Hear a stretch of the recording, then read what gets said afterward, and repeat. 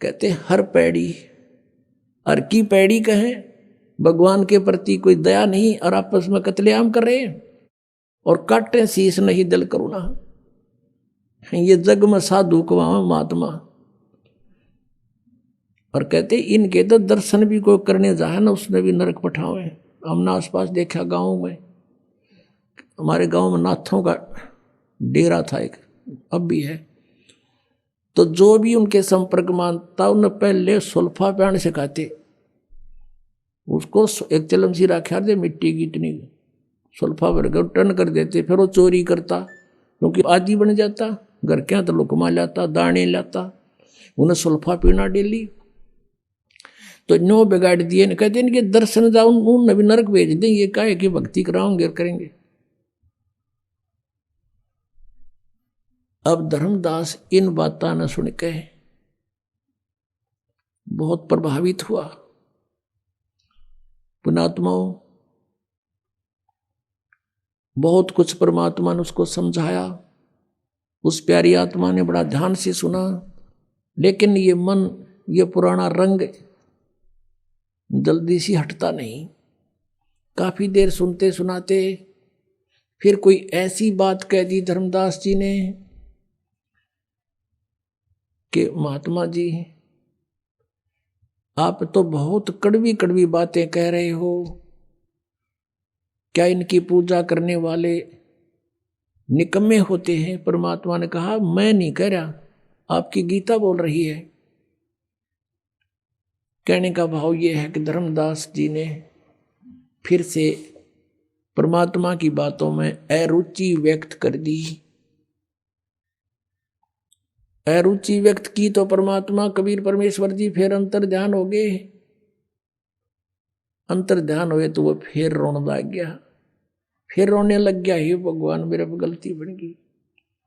इतना अच्छा ज्ञान दिया और सारे सत प्रमाण दिए, अब क्योंकि हम श्रद्धालु इतने हैं, हम इन भगवानों की जो पूजा करते थे इनके विषय में कुछ सुनना भी पसंद नहीं करते कुछ दिन तो।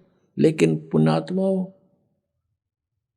अगर कोई दंत कथा सुनाता हो, अपनी महिमा व्यर्थ बनाता हो तो वो नहीं सुननी चाहिए। सदग्रंथों में लिखे प्रमाणों को नहीं मानता है तो वो आदमी ठीक नहीं। उसके विषय में परमेश्वर कहते हैं जानबूझ साची तजय करे झूठते ने, और ताकि संगत है प्रभु सपने में बना दे। ये सोचकर परमात्मा अंतर ध्यान हो गए। अब धर्मदास के सामने अंधेरा छा गया और पुण्यात्माओं, जिस परमात्मा को सर्व सुखदायी बताया जाता है वो परमात्मा जहां प्रकट हो जाता है 100 किलोमीटर में तो कम से कम शांति हो जाती है। और वो तो बैठे उसके कति साथ में, जैसे किसी का कोई हाथ पर गर्म पानी या चाय गिर गई हो, उसमें कितनी पीड़ा होती है, और उसके ऊपर बर्फ का टुकड़ा रख दिया जाए, कैसा महसूस करता है? जैसे उस पर कुछ भी नहीं है, शांत हो जाता है। ऐसी दशा है भगवान जब उसके पास थे तो वो उनके उसको इतनी शांति थी, परमात्मा के दूर होते ही उसके अंदर वही फिर पीड़ाएं, जैसे रह पुत्र गई दूर दूर की बातें, वो नूर फलाना नूर नू कर दूं वैसे कर दूं। ये आग है सबके अंदर, जल रहा है प्राणी अपनी अपनी आग में। तो वो महसूस, उसको जो आनंद हो रहा था वो खत्म हो गया, और जो ज्ञान उसे मिला वो प्रमाणित। और फिर भी अपनी किस्मत को रो रहा कि मैं कैसा दुष्ट हूं, मैंने भगवान खो दिया। अब फिर रोने लग गया, अब त्याग दिया, वापस चल पड़ा अपने घर की तरफ।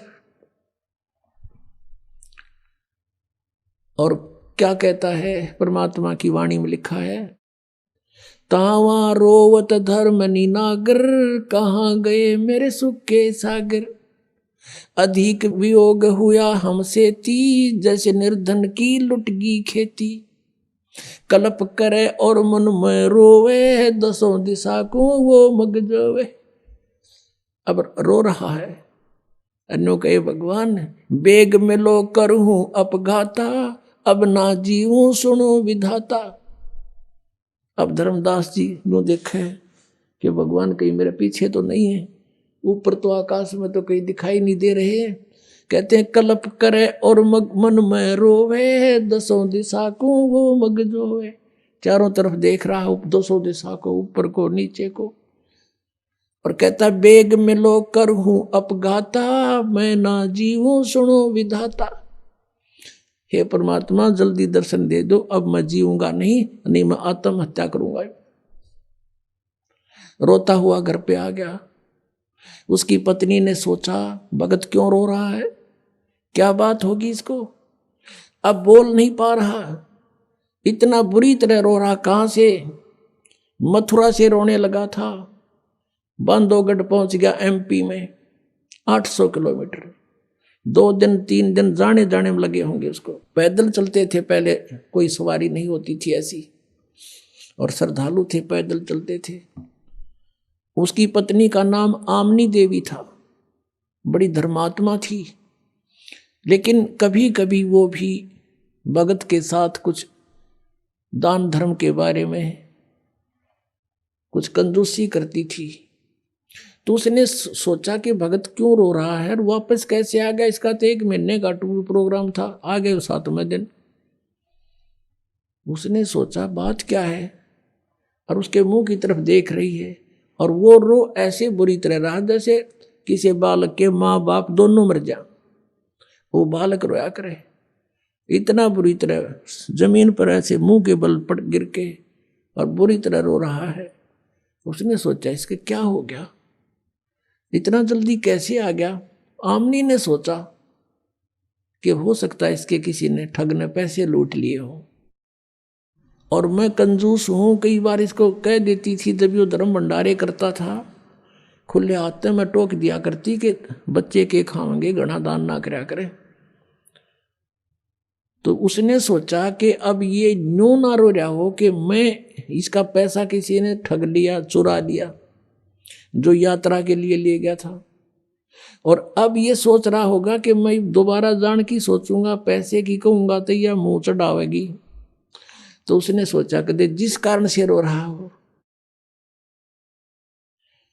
अब वो धीरे धीरे कहती है सेठ जी क्यों रो रहे हो, किसी ने पैसे निकाल लिए होंगे ना, तुम्हारे तो भगवान ने बहुत दे रखा है, और कितने पैसे ले जाओ आप, और ले जाओ, आप पूरा करके आओ अपना कार्य।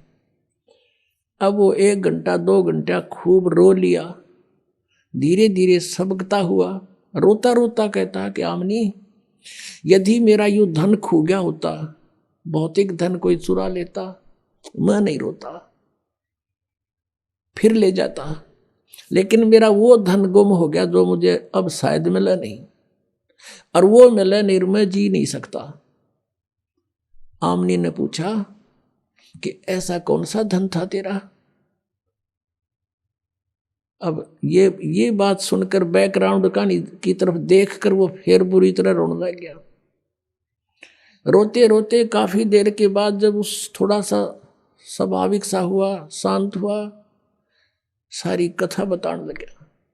जो परमात्मा ने ज्ञान सुनाया था सारी ज्ञान सुनाया, और सृष्टि रचना सुनाई थी परमात्मा कबीर जी ने। अब इतना समय नहीं रहा आज के सत्संग में, नहीं वो भी सुनाता, कल सुनाएंगे। तो वो उसने सारी सुनाई, और सब अपने साथ घटना बताई कि ऐसे ऐसे मैंने रोटी बनाई, उसमें चींटियां जल गई थी, और वो चींटी सारी जीवित कर दी, मेरा पाप काट दिया।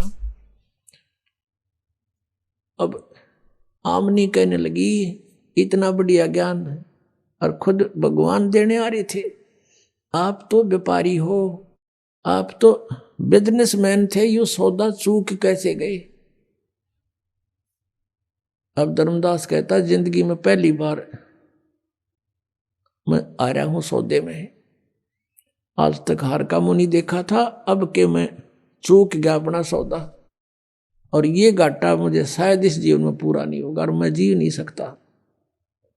जो साधनाएं हम करते थे वो एक आने की नहीं, आगे का रास्ता कति नहीं, घोर अंधेरा हो गया मेरे सामने, जीऊं कैसे भगतमती।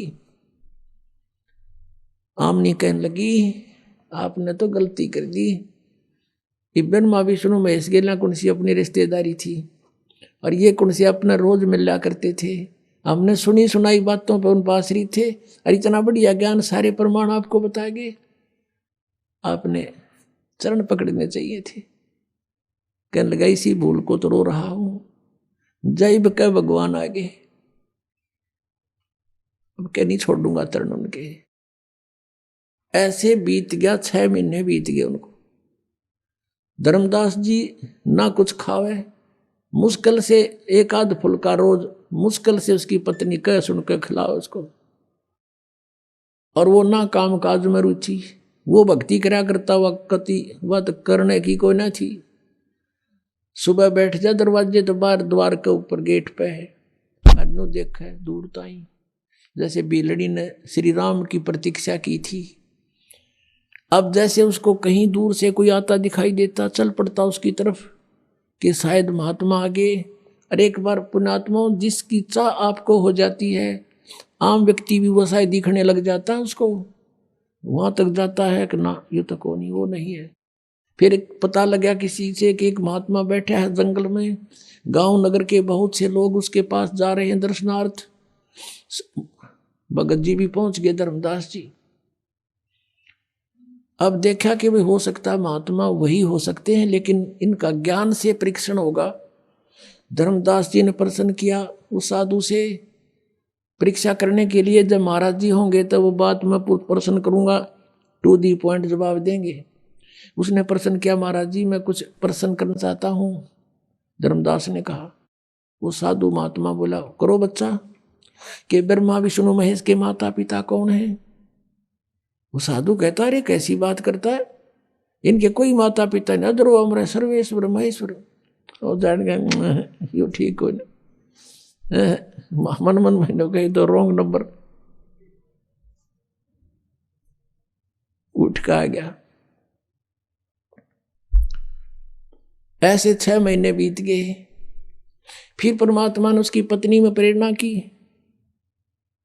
उसकी पत्नी ने कहा कि मार भगत, आपका तो वेट भी आधा रह गया, अरे ऐसे तो आप मर जाओगे।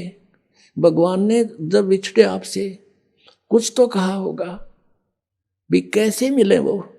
उन्होंने कहा कि वो कहते हैं कि जहां धार्मिक भंडारे होते हैं, यज्ञ होते हैं, साधना करते हैं, जो भगत इकट्ठे होते हैं, तो कोई भंडारा करता है तो मैं अवश्य जाता हूं और उनको ज्ञान चर्चा करते हैं परमात्मा। जैसे आपने ऋग्वेद मंडल नंबर 9 और सूक्त नंबर 86 के मंत्र 26-27 में पढ़ा कि वो परमात्मा हमारे यज्ञों में, धार्मिक यज्ञों में बिजली अत्यधिक गतिशील पदार्थ के समान आकर प्राप्त होते हैं, गुप्त रूप में आकर बैठ जाते हैं वहां पर। और वही परमात्मा ने कहा कि वो ऐसे धर्म भंडारे होते हैं, धार्मिक यज्ञ होती हैं, वहां अवश्य जाता हूं, क्योंकि वहां मेला भरता है, भक्तों को बैठा के समझाते हैं, चर्चा करते हैं गुप्त रूप में। तो आमनी ने कहा कि आप भंडारा कर दो। धर्मदास ने कहा एक दिन में क्या में है, एक दिन में तो पता भी ना चला किसी ने। आमनी बोली तू कर ले जितने दिन का करना हो, कि 3 दिन का करना पड़ेगा, अब 3 दिन का कर ले। उसने 3 दिन का भंडारा, धर्म भंडारा दिन निश्चित कर दिया। आसपास सब चिट्ठियां भिजवा दी कि दूर तक। अब पहले दिन सब भोजन करके साधु संत महात्मा चले गए, वो तो नहीं आए, देखता रहा। उसकी पत्नी ने पूछा कि महाराज जी आए क्या? महाराज जी कि नहीं, आज तो नहीं आए। अगले दिन फिर ऐसा ही हुआ। तीसरे दिन आफ्टरनून हो गया, भंडारा यानी भोजन चल रहा है, साधु संत खाकर जा रहे हैं। अब धर्मदास ने फाइनल फैसला कर लिया, क्योंकि वो तो आत्मा के पुकार सुनते हैं, कि यदि आज आप नहीं आए, कल आपका दास नहीं रहेगा संसार में। अब जिया ही नहीं जा मेरे थे, आज तक की आस ठीक, शायद आज आ जाएंगे।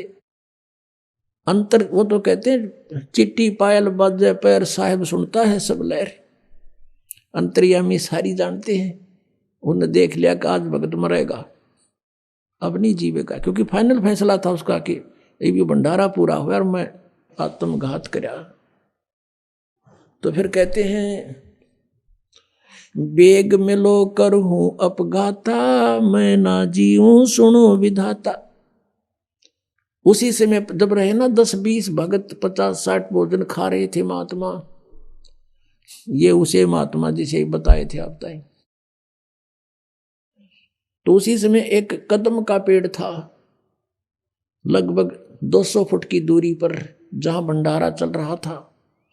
वहां आकर उसी जिंदे वाले महात्मा के रूप में वहां पर बैठ के आके धर्मदास की, वैसे वो देख तो रहा था ऐसे ऐसे पल पल में, जब नंग आ गई हक वो बैठे महाराज जी तय नंगे पैरा नो दौड़ के नो देखा जानते कति नो वो एक चरणा नो सीने लाग गए न चपट गए, जो कर बालक अपने माता पिता के चिपक जाता है।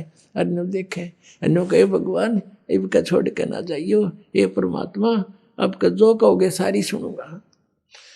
तब परमेश्वर ने कहा धर्मदास इन पहले फारग कर नकलिया ने, फिर बतलावांगे आपस में।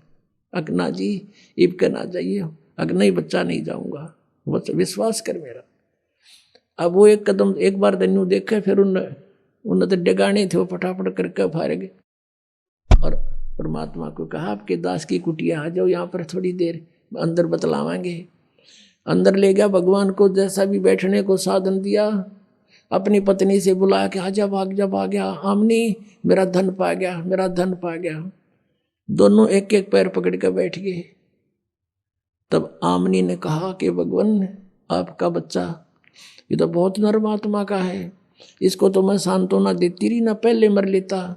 ये भगवान आप तो अंतर्यामी हो, इतना दुखी नहीं करना चाहिए था अपने बच्चे को। तब परमात्मा ने कहा कि आमनी यो काल का दूत हो रहा था, ये जिसको मैं 2 बार मिला इसने सारी बात मानी, फिर किता न किता काल फिर इसका आंट लगा देता। मैं इसके साथ था, इसको मर नहीं देता बेटा, ये तो मर लेता पहले ही। इसका बड़ का डैमन है, इसका लोहा गर्म किया है। अब लोहा गर्म होए बिना चोट मारे जाओ तो उसका कोई फायदा नहीं।